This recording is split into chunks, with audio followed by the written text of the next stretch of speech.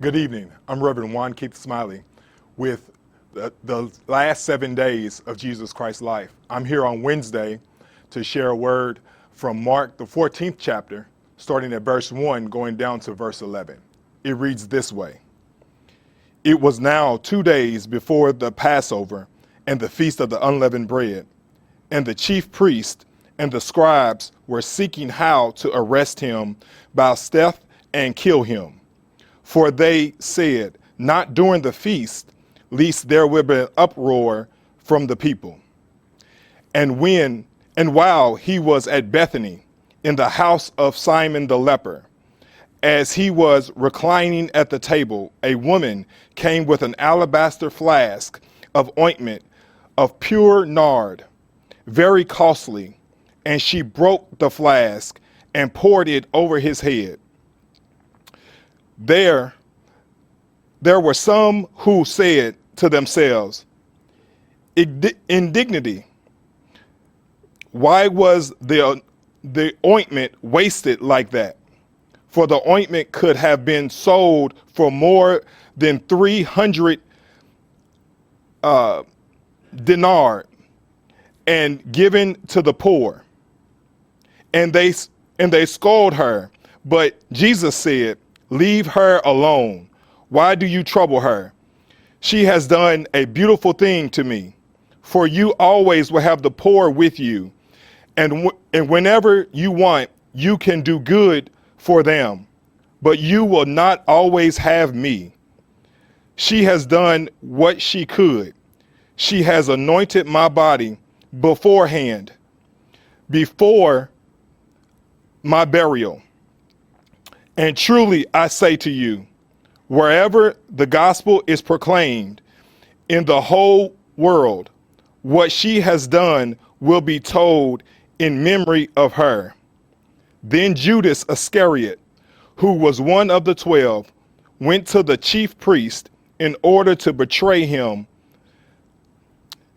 And when they heard it, they were glad and promised to give him money. And he sought an opportunity to betray him.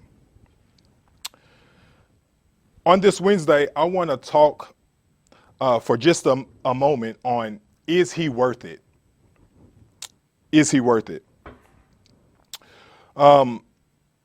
Passover was a time where many people came out, gathered, waiting for the Feast of Unleavened Bread. They would come out in droves, and the best way to describe it is, we all know about Thunder over Louisville right before Derby, right? And all these people, thousands of people from all around the state of Kentucky, come to the waterfront. Can you imagine Thunder over Louisville being 7 days long? Can you imagine how it would be if you had no showers, if you had nowhere to retreat, but you have animals, you have kids, you have all these people with all this food all at one time in one location? It was people overload. That's how it was at Passover week. And so all these people were there at Passover. And this was just 2 days. When we start off in verse 1 and 2, we're just 2 days prior to Passover and the Feast of Unleavened Bread. But often we will find that the Gospels do not always keep a direct order. In fact, Mark actually borrows something from John. John, in the 12th chapter, he tells this story about Jesus in the town of Bethany. Now, we all know that Jesus was actually in Bethany 6 days prior to Passover, and then prior to coming to Jerusalem. And so Mark uses this part of scripture to tell us about the time prior to him getting to the Passover feast. And he tells us exactly what John tells us. Mark says in verse 3, and when he was at Bethany in the house of Simon the leper. Let me pause real quick and tell you that Jesus actually goes to those who have disease. Jesus goes to those who have issues and problems where the rest of the world would see them as different, where the rest of the world would see them as unclean. Jesus actually went to Simon the leper's house. Now, we don't believe that Simon the leper actually had leprosy anymore, but during those times that if you ever had leprosy, you had to always present yourself as the leper. And so many scholars believe that Jesus, in fact, is the one that healed Simon the leper. And so now he is at Simon the leper's house with many people around him reclining at the table. And this woman, it says in verse 3, comes with this bottle of ointment. Can I just tell you, how was she even, ask you a question, how was she even in the room? Because in that day, a lot of times when they gathered, the women would gather in one room and the men would gather in another room because they could never be in the same room together if they had the priest or anyone high of esteem in the house. They could not be in the same room. And so at this particular feast, Jesus is surrounded by a whole bunch of men. We know his 12 disciples are there and some other men are there, like Simon the leper. And this woman comes into the room, takes out a flask of oil and breaks it over Jesus's head. And immediately the whole room erupts saying, oh my gosh, she cannot do this. Why is she even in the room? And guess who was leading the charge? Judas. Judas Iscariot was leading the charge. Why was he leading the charge? Because we know Judas was one of the 12. And in fact, John even tells us that Judas was the one that handled the money. He handled all the money, and he could definitely see that this was an expensive bottle of oil. So because this was an expensive bottle of oil, he's trying to figure out, why would you do this for Jesus? Why would you do this and break it up like this? Because this could be used for the poor. So it brought to me a question. Is he worth it? The only reason Judas would even ask the question on why she broke the oil over Jesus's head is because he's trying to figure out, is this man really worth it? Have you ever been in a situation where people thought you were not worth what was coming to you? I can remember a time where I went into a room, and because people did not think I should be in the room that I was in, they didn't serve me like they were serving all the other people.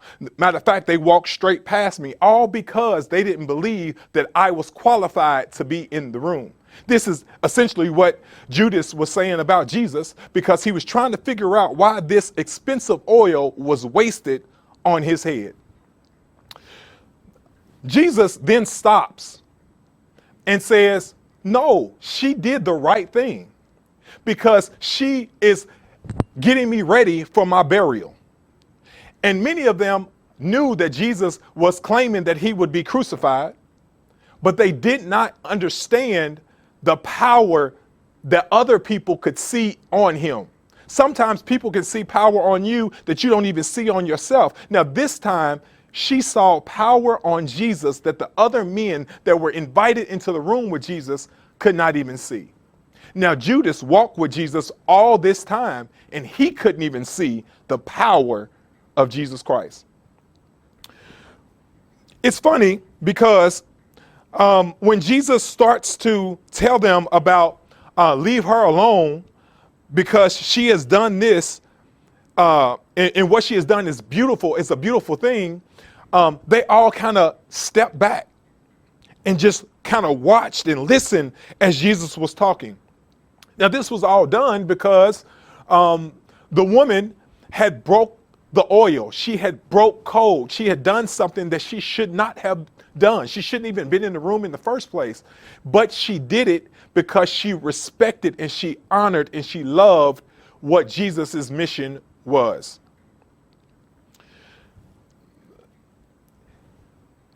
I find that here, after Jesus says what he says, Mark then goes back to 2 days prior to the Passover.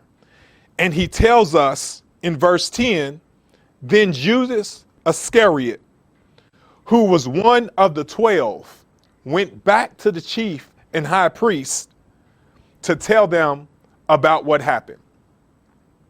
He went and told about this woman Why? Because he wanted to give them more reason to take Jesus. And he betrayed Jesus. You can only betray somebody when you're close to them. You can only betray somebody when they consider you as a friend. And Judas betrayed his friend just for a few pieces of silver. And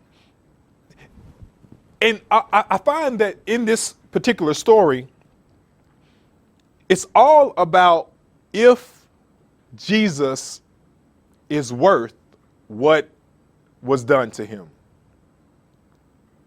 That's a question that you ought to ask yourself. Is Jesus worth getting dressed up for Sunday morning service? Is Jesus worth for getting on your knees every night and every morning praying to him? Is Jesus worth what we ask and what we are told we should do to honor and to praise the one that died for us? Is he worth it?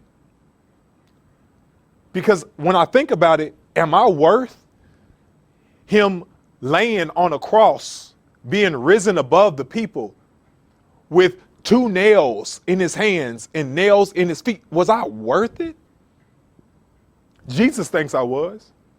And because he thinks I'm worth it, I believe that he is worth whatever I do to give him the glory for what he did for me. Is he worth it? That's a question you have to ask yourself.